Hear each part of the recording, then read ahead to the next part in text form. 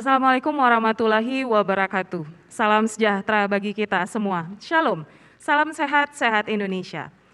Pemirsa, senang sekali saya Diana Kuntak bisa menjumpai Anda. Kali ini saya akan memandu sebuah talk show yang penting untuk kita simak bersama. Nah, saudara, talk show ini adalah Bincang Sehat bersama melawan COVID-19.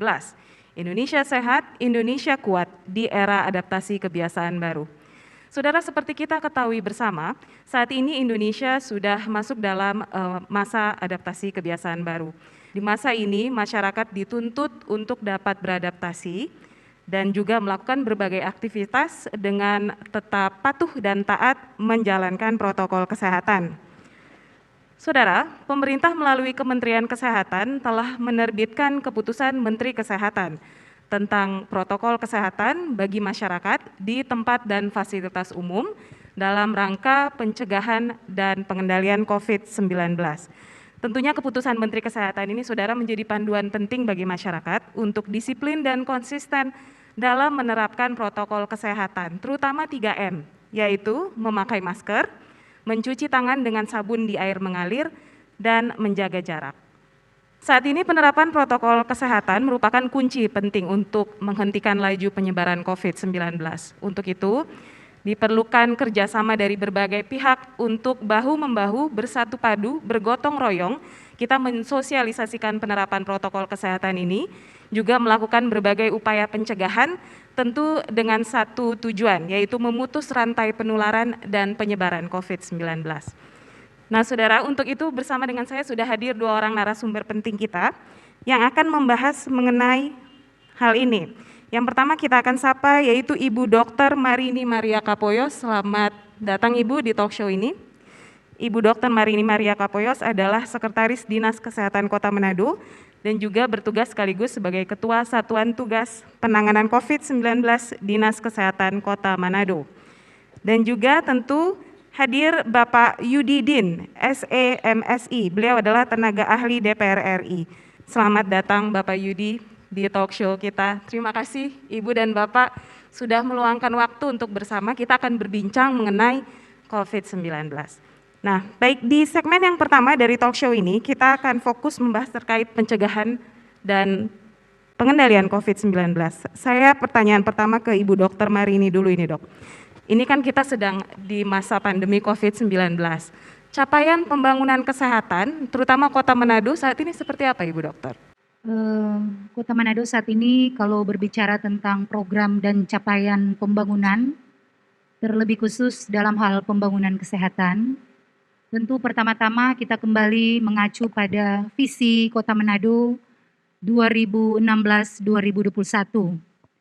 Jadi di mana visi Kota Manado ini tentu telah didasari juga pada rencana pembangunan jangka menengah daerah dan 2015-2021 dan juga didasarkan pada rencana pembangunan jangka panjang daerah 2005-2025. Dan tentunya itu menyesuaikan juga dengan gambaran profil dan isu-isu strategis nasional kita, juga menyesuaikan dengan isu-isu yang ada di daerah kita, terutama Kota Manado, menyesuaikan juga dengan keadaan bencana non-alam saat ini.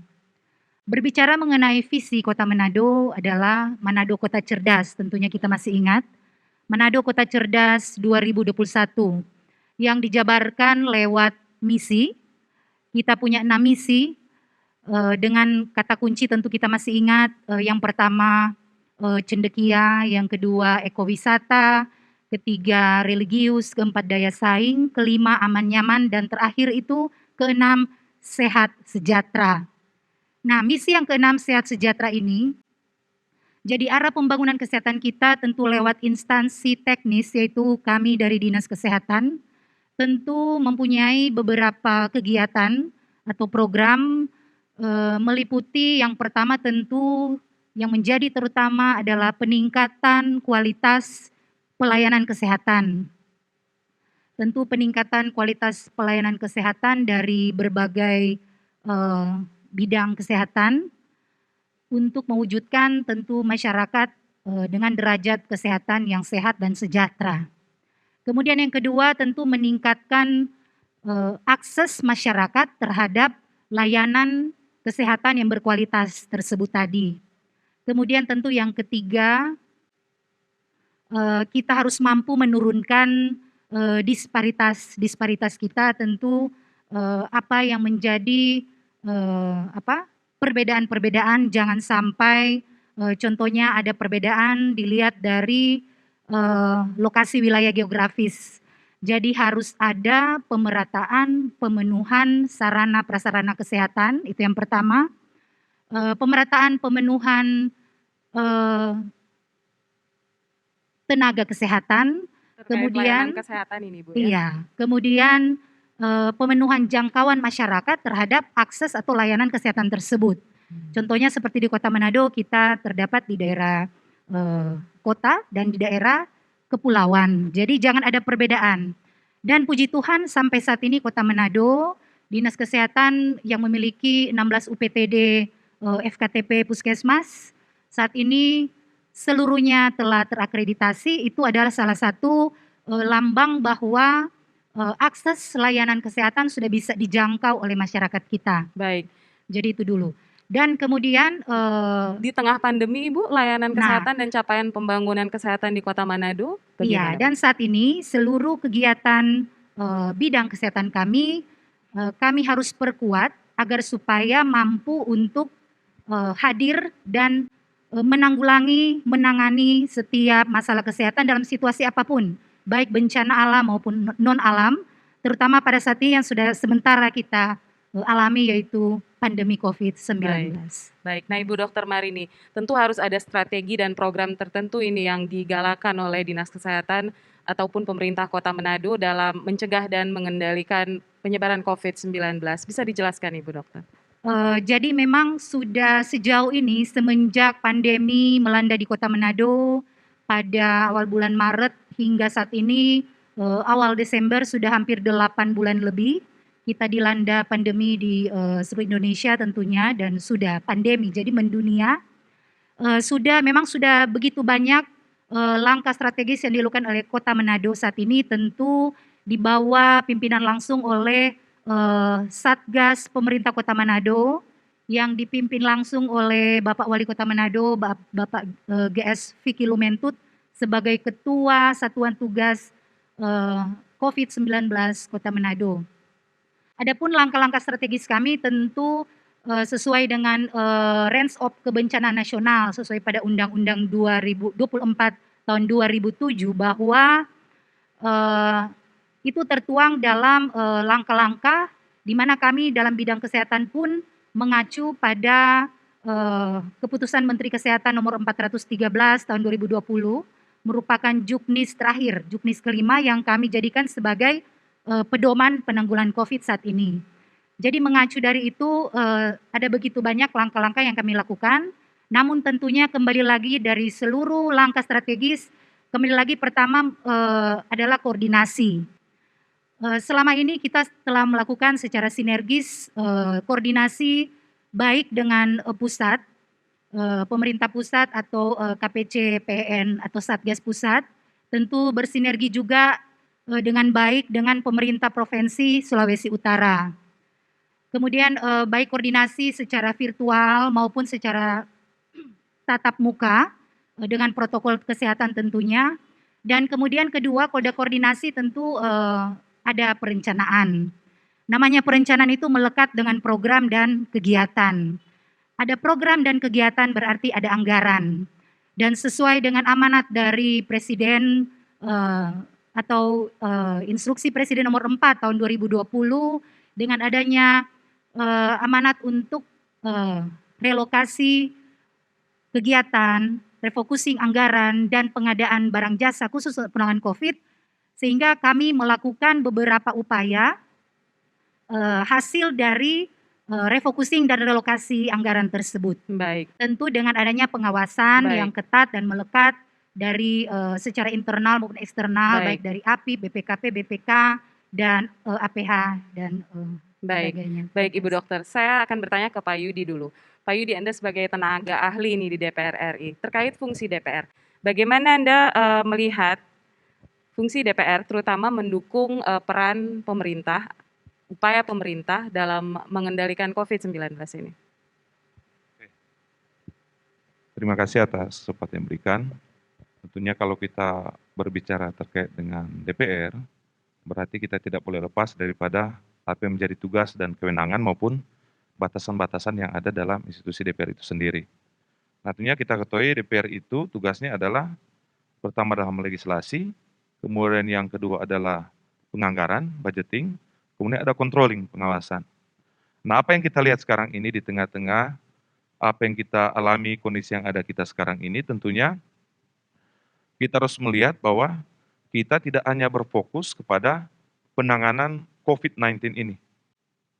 Kita tidak hanya fokus kepada penanganan COVID-19 ini, tetapi yang harus kita lihat adalah dampak yang diakibatkan daripada pandemi ini. Nah, karena ini dampak, berarti yang kita lihat adalah secara makro, yang dilihat secara komprehensif, berarti kita harus melihat secara menyeluruh. Dampaknya kepada bidang-bidang apa? Tentunya kepada bidang pariwisata, kepada bidang kesehatan itu sendiri. Kemudian, pemulihan ekonomi. Nah itu yang pertama, jadi bukan hanya terkait dengan penanganan, tapi juga melihat dampak, untuk melihat secara makro. Kemudian yang kedua, kaitannya dengan bagian yang tadi itu, kita bisa lihat bahwa memperhatikan hal tersebut tentunya DPR ini memahami akan kebutuhan anggaran daripada pemerintah itu sendiri. Sehingga kalau kita berbicara dampak, berarti DPR melihat bagaimana alokasi-alokasi anggaran untuk tahun-tahun ke depannya. Sehingga banyak hal itu ketika kita persiapkan sekarang, berarti kita bisa mengantisipasi. Yang berfokus kepada bagaimana itu kesehatan itu bisa lebih maksimal.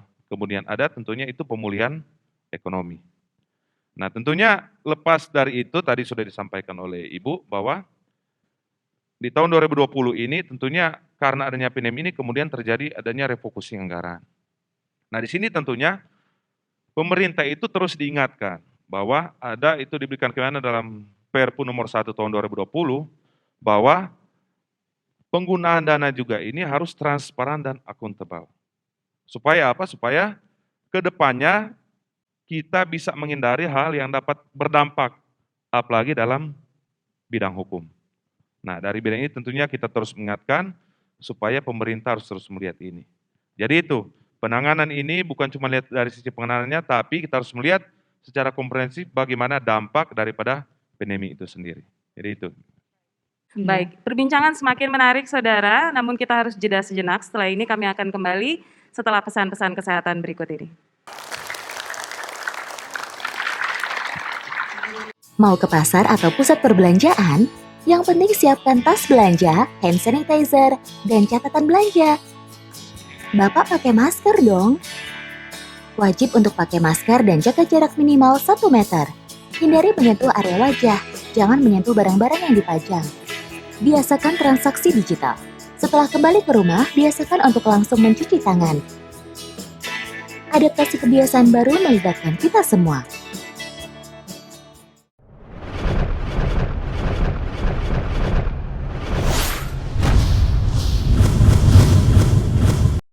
Saudara pemirsa, terima kasih Anda masih bersama kami di Bincang Sehat bersama lawan COVID-19. Indonesia sehat, Indonesia kuat di era adaptasi kebiasaan baru. Saudara masih bersama dengan 2 orang narasumber saya di sini dan juga wawancara atau talk show kali ini dilaksanakan di Aula Pemerintah Kota Manado dengan mengundang beberapa orang audiens yang menerapkan protokol kesehatan. Menjaga jarak, mereka juga sebelumnya sudah dirapid sebelum masuk ke ruangan ini. Nah, untuk itu nanti di segmen yang kedua ini saya akan memberi kesempatan bagi 2 orang yang hadir di sini, 2 orang dari audiens untuk bertanya ke 2 narasumber kita. Saya mau ke Dr. Marini lagi nih, Dok. Dok, pandangan pemerintah Kota Manado terhadap penanggulangan COVID-19 yang dilakukan oleh pemerintah pusat, khususnya Kementerian Kesehatan, seperti apa, Dok? Baik, terima kasih. Selama ini koordinasi kami, pemerintah Kota Manado bersama dengan pemerintah pusat, dalam hal ini juga KPC PN atau Satgas Pusat, terlebih khusus juga kami Dinas Kesehatan dengan Kementerian Kesehatan, koordinasi kami terjalin begitu baik. Kementerian Kesehatan sering memberikan kami panduan, kemudian Kementerian Kesehatan pun memberi kami ruang dan mengapresiasi setiap inisiasi-inisiasi yang sudah kami lakukan, terlebih khusus pemerintah Kota Manado dalam upaya penanggulangan.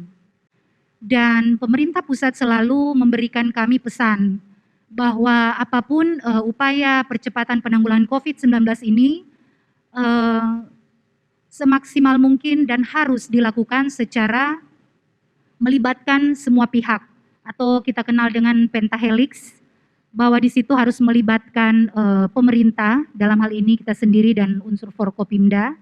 Kemudian yang kedua, kita melibatkan akademisi atau pakar, kita melibatkan komunitas masyarakat, kita melibatkan dunia usaha atau swasta, kita melibatkan para media, kemudian kita melibatkan komunitas masyarakat sampai pada desa dan lingkungan beserta perangkat-perangkatnya. Di dalam situ ada tim penggerak PKK yang terdiri dari Dasawisma, kemudian di situ ada Karang Taruna, kemudian ada juga RT RW atau dusun dan lingkungan seperti yang tadi dijelaskan. Pembentukan Satgas Lingkungan itu sangat merupakan partisipasi aktif dari masyarakat di lini-lini terkecil. Nah, koordinasi dengan kementerian ini terjalin sangat baik, sampai-sampai langkah strategis kami yang kami lakukan begitu banyak, dari hasil juga refocusing kegiatan relokasi anggaran tadi melahirkan beberapa kegiatan-kegiatan utama. Seperti pada saat ini khusus di bidang kesehatan, dalam hal peningkatan pelayanan kesehatan, baik di fasilitas kesehatan primer, dalam hal ini puskesmas sebagai garda terdepan, diperlengkapilah dengan baik logistik, APD dan sebagainya, kemudian ada insentif resiko dan jaminan kematian seperti itu. Kemudian lanjutan lagi dari sisi laboratorium, pada saat ini Kota Manado dari hasil relokasi dan refocusing sudah pengadaan mobile laboratorium atau laboratorium bergerak untuk melengkapi laboratorium statis yang ada di Sulawesi Utara. Tentu itu karena adanya kerjasama yang baik antara pemerintah Kota Manado dengan pemerintah pusat, Bu ya, terkait penanganan COVID-19 ini. Saya mau ke Pak Yudi nih. Nah Pak, menurut DPR RI, Anda sebagai staf ahli DPR RI, apa yang saat ini seharusnya menjadi fokus penting untuk dilakukan oleh pemerintah pusat, khususnya Kementerian Kesehatan dalam hal penanganan COVID-19? Silakan. Baik. Memang kita harus menyadari bahwa penanganan ini sesuatu yang tidak mudah untuk menangani pandemi ini. Untuk keluar pandemi ini sesuatu yang tidak mudah. Tetapi kita harus melihat bahwa memang dengan keadaan itu, maka segala upaya, setiap sumber daya yang kita miliki itu benar-benar kita harus maksimalkan dalam penanganan masalah ini. Kenapa? Kita melihat secara makro bahwa ini adalah sebuah krisis kesehatan. Yang kita ingin hindari adalah bagaimana jangan sampai kemudian krisis kesehatan ini menjadi sebuah krisis ekonomi. Yang kita lihat sekarang itu dalam berbagai negara itu sudah mulai masuk dalam krisis ekonomi. Ini tentunya sesuatu yang harus kita hindari. Sehingga memang yang kita harapkan adalah bagaimana pemerintah itu harus lebih intens dalam menanggulangi semua ini. Ini memang memerlukan kerjasama seluruh pihak. Tapi tentunya pemerintah sudah memberikan slogan terkait kesehatan adalah bagaimana tindakan preventif dan promotif. Nah, bagaimana pencegahan dan promosi. Nah, kita terus mendorong bahwa benar-benar ini dilaksanakan oleh pemerintah. Yaitu kita tahu bersama ada namanya PHBS, perilaku hidup bersih dan sehat. Kemudian ada Germas, gerakan masyarakat hidup sehat. Kemudian itu tadi yang 3M, mencuci tangan, menjaga jarak, dan memakai masker. Kemudian kita juga tidak lupa terkait bagaimana pelaksanaan ini 3T ini. Jadi mengintensifkan itu testing, kemudian bagaimana melaksanakan itu tracing, kemudian bagaimana pemenuhan fasilitas-fasilitas layanan kesehatan dalam hal treatment. Nah kalau ini kita laksanakan dan benar-benar dilaksanakan baik oleh pemerintah tentunya, ini menjadi cara-cara yang bisa membuat kita keluar daripada situasi krisis ini. Jadi itu jangan sampai kemudian yang kita hindari adalah bagaimana krisis kesehatan ini kita cegah supaya tidak sampai masuk pada krisis ekonomi. Nah, kalau sudah masuk dalam krisis ekonomi tentunya kita akan melihat dampaknya itu akan menjadi lebih buruk dalam kehidupan masyarakat kita. Dan itu tentunya harus dihindari ya Pak ya, agar Ya, kita betul. bisa istilahnya dalam tanda kutip berdamai dengan keadaan ini Ya. begitu ya. Kita menerapkan protokol kesehatan seperti Ya. 3M tadi, dan tentunya pihak pemerintah juga harus gencar melakukan Ya. 3T itu sebagai fungsi mereka Ya. tentunya. Baik, saya akan membuka kesempatan bagi dua orang yang hadir di sini untuk bertanya kepada dua orang narasumber kita. Penanya yang pertama dipersilahkan, jangan lupa sebelum bertanya untuk menyebutkan nama dan profesi Anda, kemudian pertanyaannya. Nama saya Ibu Maggie Nender, profesi saya ibu rumah tangga. Saya ingin bertanya kepada kepada kedua narasumber kami pada sore hari ini. Saya ingin bertanya bahwa bagaimana jika saya bertemu dengan orang yang sudah kena COVID-19. Terima kasih. Baik, terima kasih Ibu untuk pertanyaannya. Baik, akan langsung dijawab oleh Ibu Dokter mungkin. Bu, bagaimana ini kalau misalnya masyarakat akhirnya melakukan kontak dengan orang yang pernah atau sedang mengidap terpapar COVID-19? Iya, baik, terima kasih. Jadi apabila kita pernah melakukan kontak dengan seseorang yang telah didiagnosa terkonfirmasi positif lewat pemeriksaan PCR atau swab, kita dianggap sebagai kontak erat mereka atau KERT, kontak erat resiko tinggi karena mereka positif. Maka sebaiknya lah yang kita lakukan pertama, kita harus isolasi atau karantina mandiri di rumah jika memungkinkan, dan carilah rumah singgah atau rumah isolasi jika karantina mandiri di rumah tidak memungkinkan.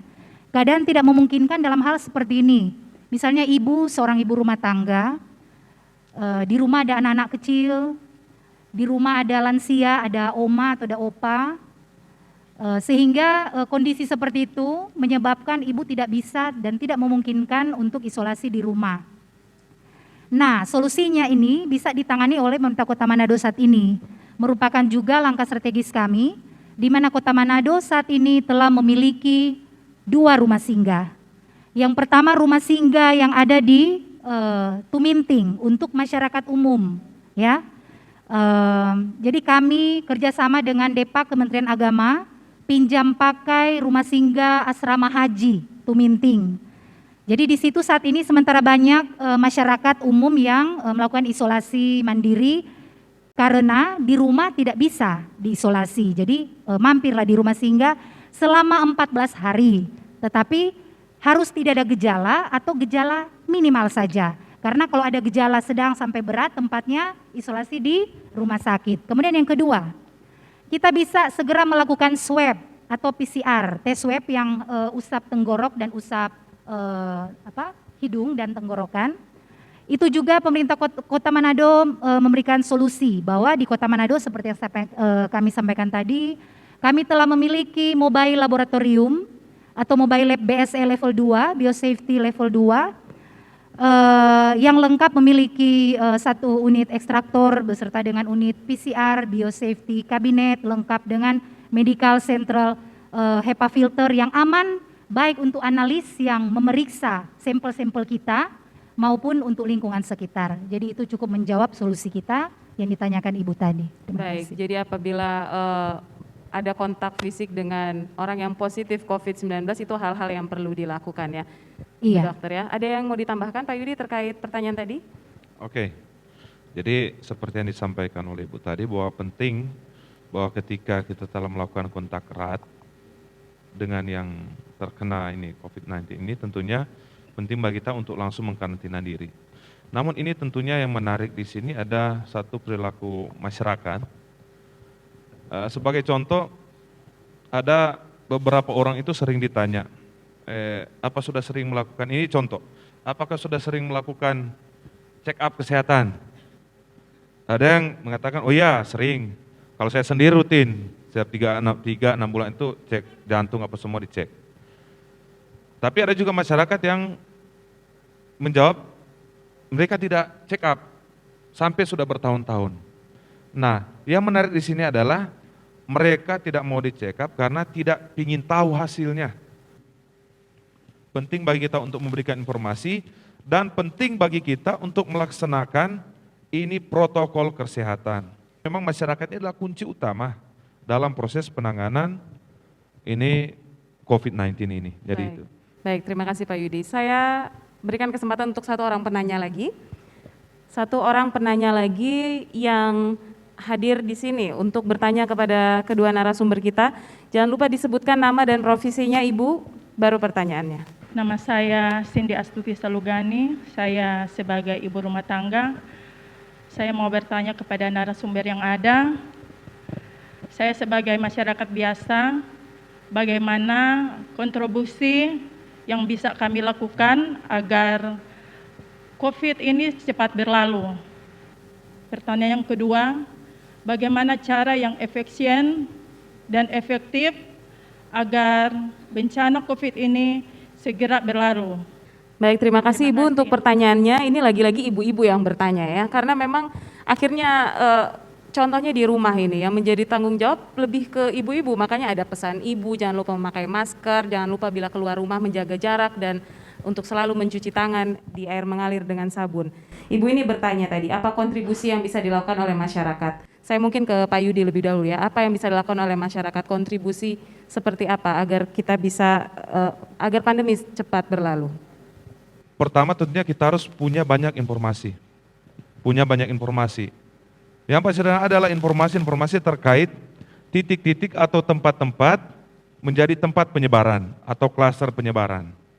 Nah, kemudian yang kedua adalah ketika kita akan pergi kemana-mana, kita jalan atau berkunjung ke tempat-tempat tertentu, maka tentunya kita harus bisa bagaimana menjaga ini protokol kesehatan.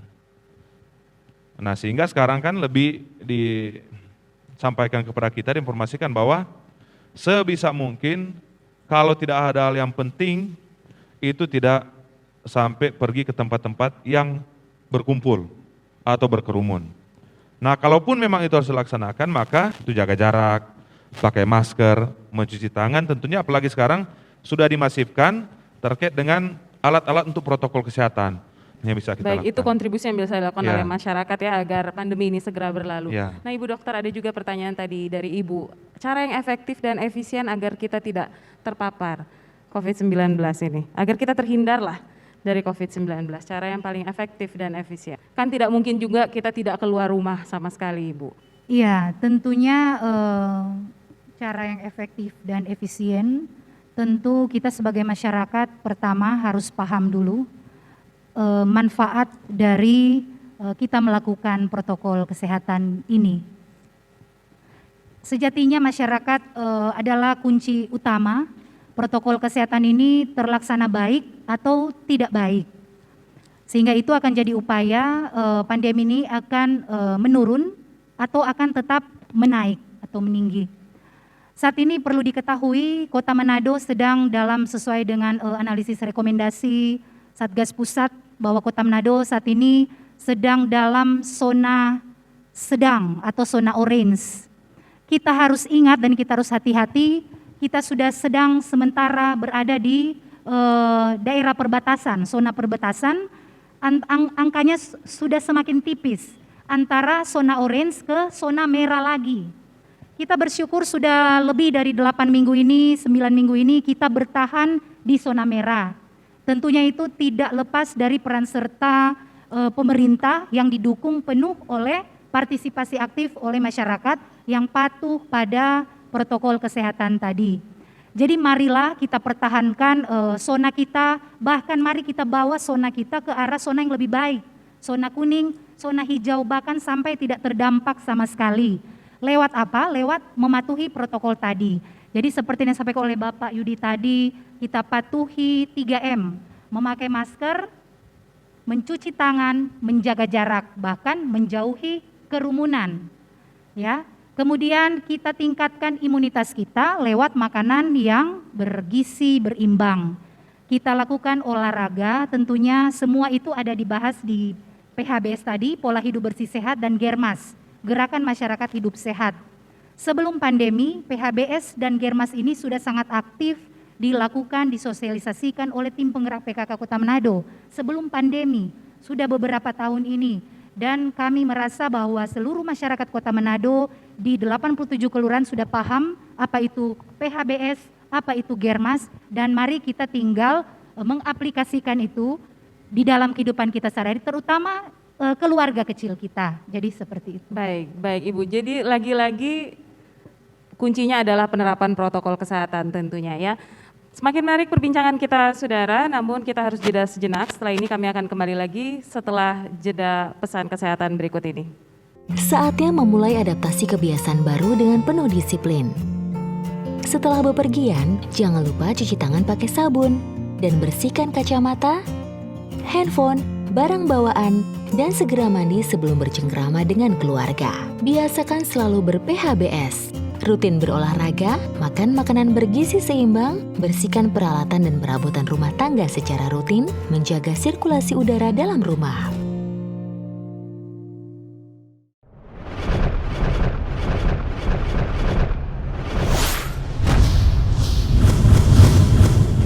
Saudara, terima kasih Anda masih bersama kami di Bincang Sehat bersama melawan COVID-19. Indonesia sehat, Indonesia kuat di era adaptasi kebiasaan baru. Nah saudara, di segmen kali ini kita masih bersama dengan dua orang narasumber kita. Tentunya nanti akan memberi kesempatan bagi dua orang penanya yang hadir di sini sebagai audiens. Saya bertanya ke Pak Yudi. Pak Yudi, Anda selaku staf ahli dari anggota Komisi 9 di DPR RI. Bagaimana Anda melihat penerapan protokol kesehatan di masyarakat ini sebagai salah satu strategi memutus rantai penyebaran COVID-19. Pandangan Anda seperti apa?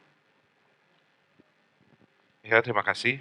Jadi memang yang kita lihat bagaimana penerapan protokol kesehatan sebagai bagian dari adaptasi baru, adaptasi kebiasaan baru untuk memutus mata rantai COVID-19 ini, memang kita bisa lihat yang ada lapangan itu dia bervariatif.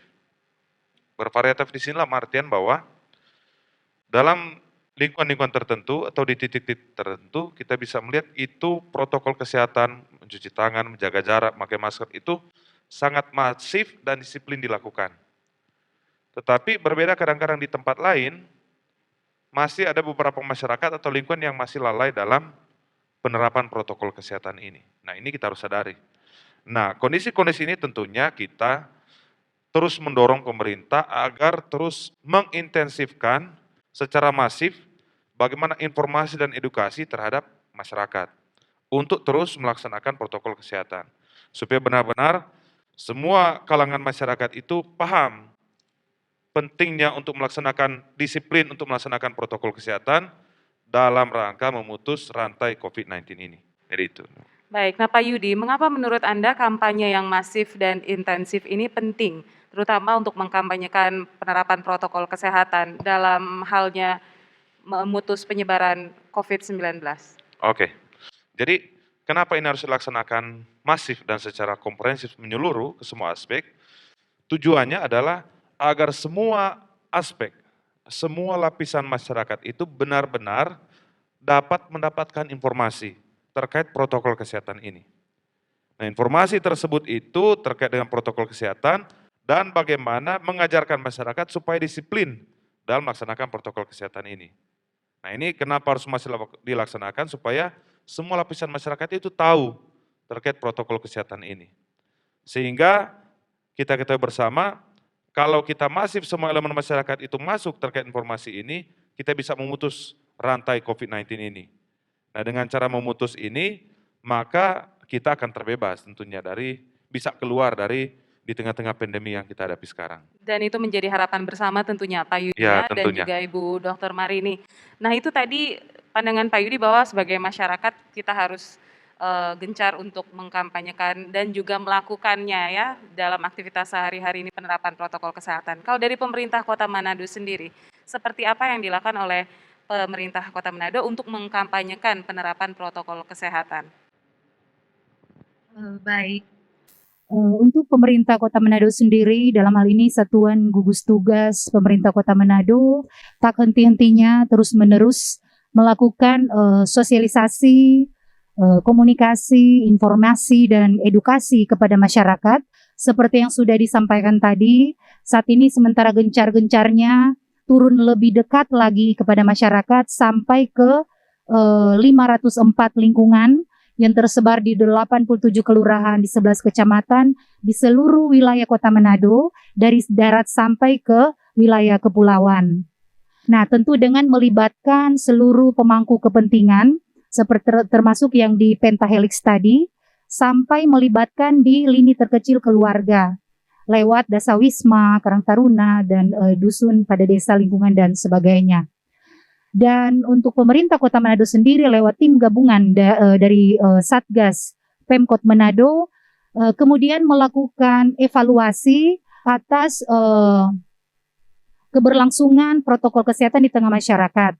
Karena dengan dikeluarkannya berbagai baik mulai dari tingkat provinsi, ada peraturan gubernur tentang adaptasi kebiasaan baru, kemudian turun lagi menjadi peraturan wali kota, dengan keluarnya maklumat dan surat-surat edaran tentang protokol kesehatan di tempat-tempat fasilitas umum, hiburan, rumah ibadah, gedung, dan sebagainya.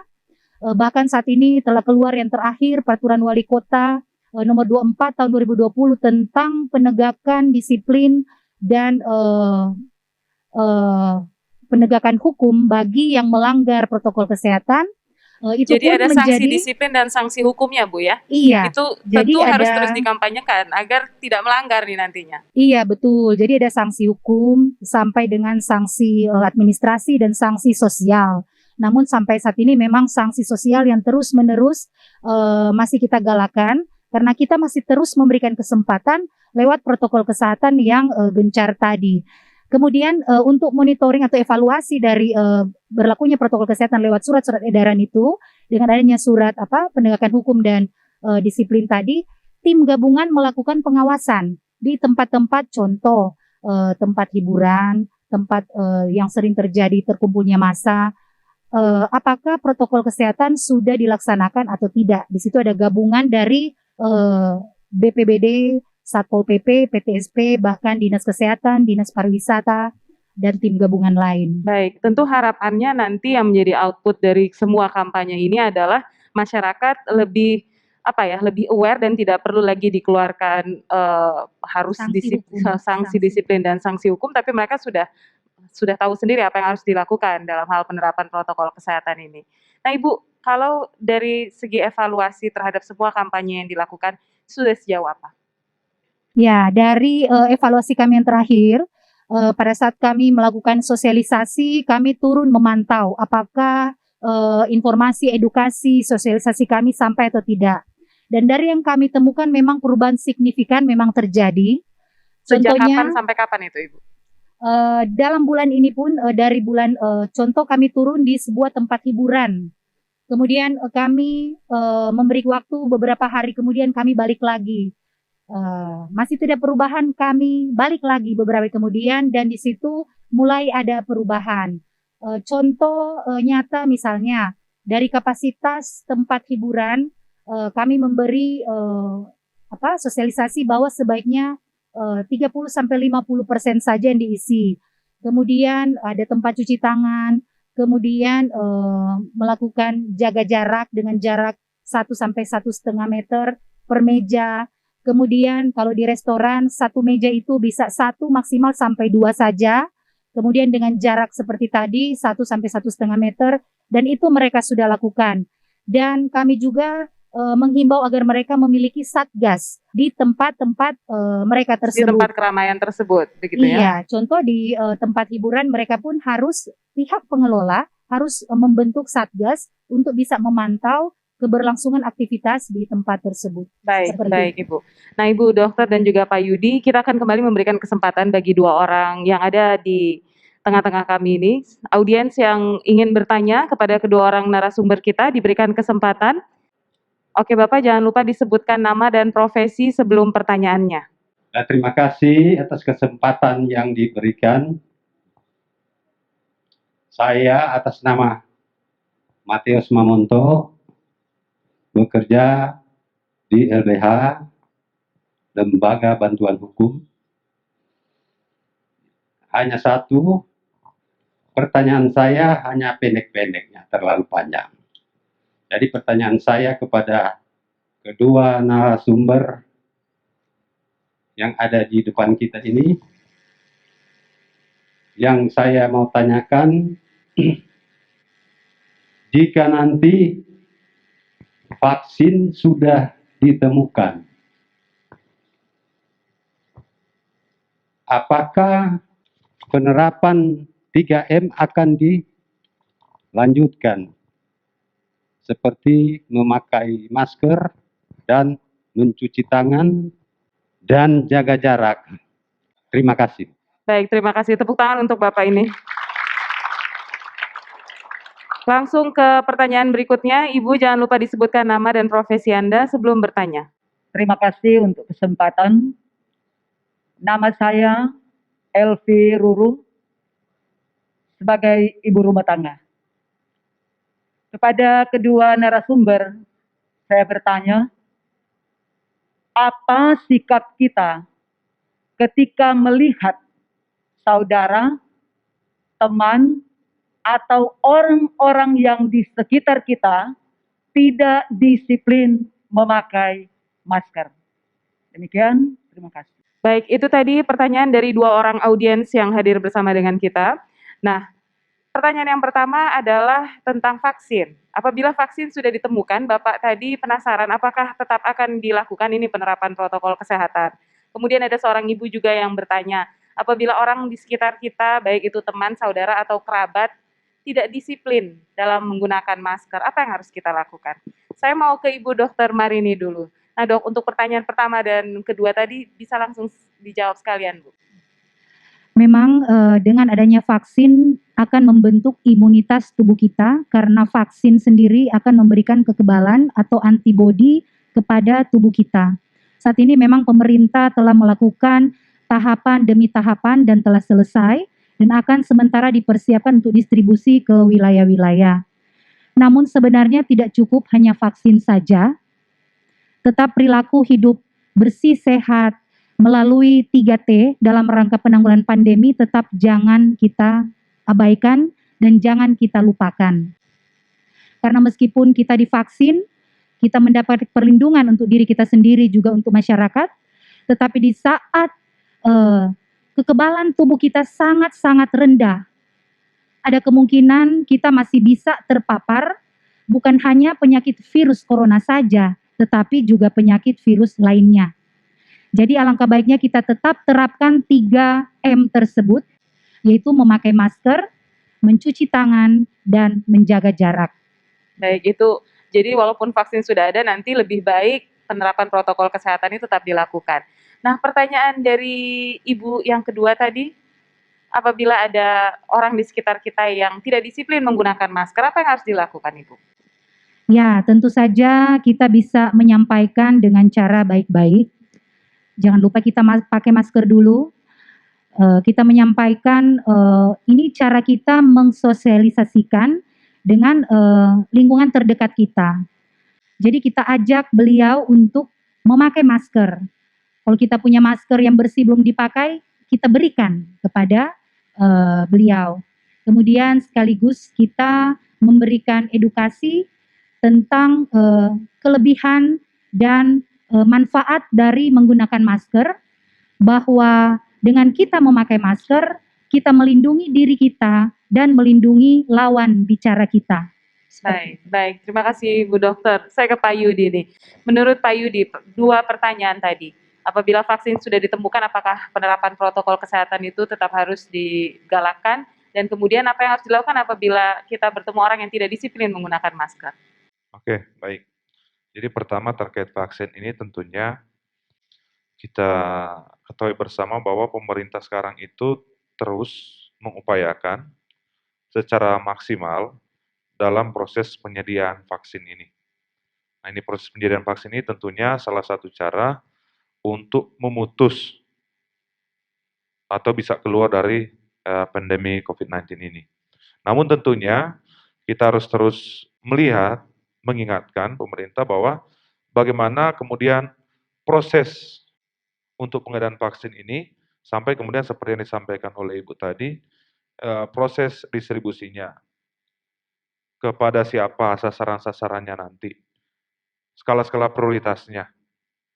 Nah, konsekuensi dari itu tentunya harus diperhatikan oleh pemerintah. Namun tentunya kita mendukung upaya-upaya pemerintah dan dilaksanakan oleh pemerintah dalam rangka memutus rantai COVID-19 ini atau supaya kita bisa keluar di tengah-tengah pandemi ini. Dan kita harus ketahui bersama bahwa vaksin ini tentunya bukan merupakan satu-satunya solusi untuk bisa keluar atau bisa memutus mata rantai ini. Nah, kita harus ingat bahwa terkait vaksin ini berarti bagaimana kita keluar bersama-sama dari tengah-tengah COVID ini. Tetapi solusi tadi harus tetap kita laksanakan, itu protokol kesehatan tetap harus kita laksanakan. Karena kita melihat seperti di awal tadi kita sampaikan bahwa kita harus melihat ini secara makro, secara luas, bahwa kita mengatasi sesuatu itu supaya dampaknya itu ke banyak hal, bukan cuma ke salah satu saja. Nah, dengan kita tetap melaksanakan protokol kesehatan, maka kita bukan hanya terhindar dari atau meminimalisir memutus rantai COVID-19 ini, tetapi kita juga bisa keluar atau terhindar dari penyakit-penyakit lain yang berbahaya yang semuanya bisa masuk baik lewat hidung, mulut maupun karya-karya yang membuat virus itu masuk. Tapi dengan kita tetap melaksanakan protokol kesehatan, maka kita bisa terhindar dari semua itu. Nah, Pak Yudi, pertanyaan berikutnya. Apabila kita bertemu dengan orang yang tidak disiplin menggunakan masker, apa yang harus dilakukan? Nah, ini tentunya memang hal ini muncul karena memang sering terjadi. Nah, apa yang harus kita lakukan tentunya bagaimana kita memberikan satu pemahaman. Pemahaman tentang bagaimana pentingnya itu masker. Seperti yang Ibu sampaikan tadi, bahwa kalau kita punya masker, kita lihat orang yang tidak pakai masker, mereka tidak ada masker, ya kita berikan masker kita. Tapi kemudian sambil kita memberikan edukasi, bahwa sangat penting untuk memakai masker. Karena memakai masker itu bukan cuma melindungi dirinya, tapi juga melindungi orang lain, melindungi saya, melindungi Anda. Nah, itu yang paling penting. Jadi ada istilah maskermu melindungiku, maskerku melindungi. Ya, betul. Seperti itu ya.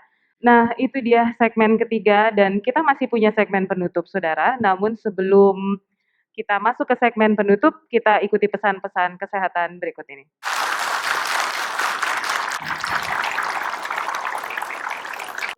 Semua menyiapkan diri, menjadikannya tempat yang aman.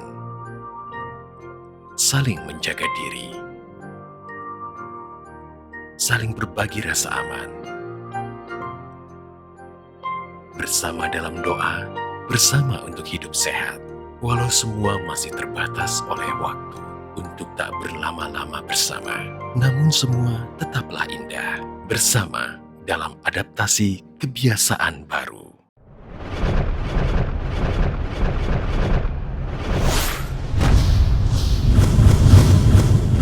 Saudara, terima kasih Anda masih bersama kami dalam Bincang Sehat bersama melawan COVID-19. Indonesia sehat, Indonesia kuat di era adaptasi kebiasaan baru. Ini adalah segmen terakhir kita. Dan sebelum bertanya kepada dua orang narasumber untuk pertanyaan kesimpulan dan penutup, selalu disampaikan agar Anda tidak lupa menerapkan protokol kesehatan 3M, mencuci tangan, memakai masker, dan menjaga jarak. Saya ke Dr. Marini. Dok, ini sudah segmen terakhir nih dok. Apa yang ingin disampaikan? Karena sampai saat ini kita belum tahu kapan pandemi berakhir. Gotong royong semua pihak untuk bergerak bersama melawan COVID-19 menjadi kunci. Apa yang hendak Anda sampaikan kepada semua warga dan pemangku kepentingan di Kota Manado? Baik, jadi yang menjadi himbauan kami tentunya di masa pandemi ini, mari kita bersama-sama bersatu padu untuk mempercepat penanggulangan pandemi COVID-19 di Kota Manado kita tercinta ini, di Sulawesi Utara, dan di negara kita Indonesia. Dengan kita sebagai masyarakat, kita berpartisipasi aktif, mematuhi dan disiplin pada protokol kesehatan, maka kita telah berkontribusi untuk memutus mata rantai pandemi COVID-19 di Kota Manado. Kemudian pemerintah bersama lintas sektor terkait pun akan semakin bersatu padu memaksimalkan segala upaya, daya, dan tenaga serta pikiran sumbangsi yang ada, tentu dengan harapan kita semua semakin sehat dan semakin sejahtera sesuai dengan misi Kota Manado, membawa masyarakat sehat sejahtera dan pandemi COVID-19 akan semakin hari semakin rendah positif rate-nya di Kota Manado dan sampai dengan kita sampai pada zona tidak terdampak. Tentu itu harapan kita yang paling akhir. Terima kasih. Baik. Terima kasih Bu Dr. Marini Kapoyos. Saya ke Pak Yudi nih, Pak Yudi, apa pesan Anda sebelum kita menutup kebersamaan kita agar kita bisa bergerak bersama melawan COVID-19? Oke, baik. Jadi memang seperti kita ketahui bersama bahwa situasi pandemi ini telah membawa kita dalam situasi krisis kesehatan. Nah, tentunya kita berharap bahwa krisis kesehatan ini tidak akan membawa kita lebih jauh jatuh dalam satu bentuk krisis ekonomi yang tentunya sudah mulai kita rasakan sekarang ini. Sehingga bagaimana supaya itu ekonomi bisa pulih kembali, nah tentunya bagaimana kita harus keluar dari krisis kesehatan ini. Nah, sehingga kita terus mendorong pemerintah secara masif, secara intens untuk terus memberikan edukasi, informasi kepada masyarakat bagaimana melaksanakan protokol kesehatan ini.